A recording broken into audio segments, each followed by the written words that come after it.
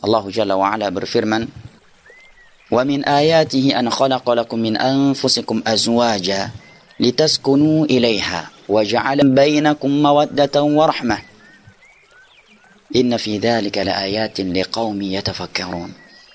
Di antara tanda-tanda kebesaran Allah Jalla wa Ala yang dengannya hendaknya kalian mentauhidkan Ia di dalam beribadah adalah Allah Jalla wa Ala berikan pasangan-pasangan hidup. Pasangan hidup dari diri kalian untuk kalian. Litaskunu ilaiha.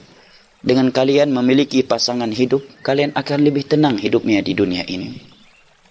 Demi Allah, ketenangan yang diberikan oleh Allah Jalla wa Ala kepada hambanya yang memiliki pasangan hidup, apakah itu seorang istri jika dia seorang lelaki, ataukah seorang suami jika dia seorang istri, ketenangan yang tidak akan pernah dapat dirasakan oleh hamba-hamba Allah Jalla wa Ala yang belum memiliki pasangan hidup di dunia ini.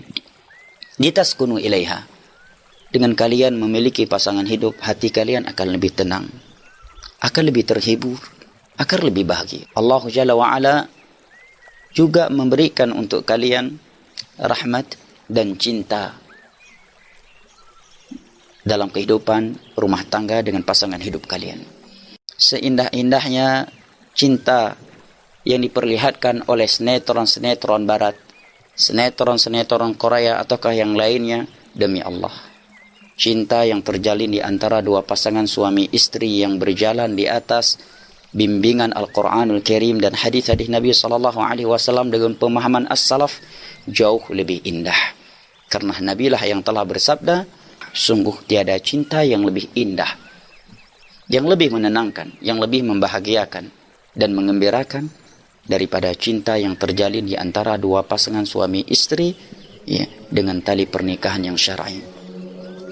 Inna fi dzalika laayatin liqaumin yatafakkarun. Yang demikian itu merupakan tanda besar Allah Jalla wa Ala. Tanda yang menunjukkan kebesaran Allah Jalla wa Ala bagi mereka yang mau berfikir. STA TV Media Syiar Islam.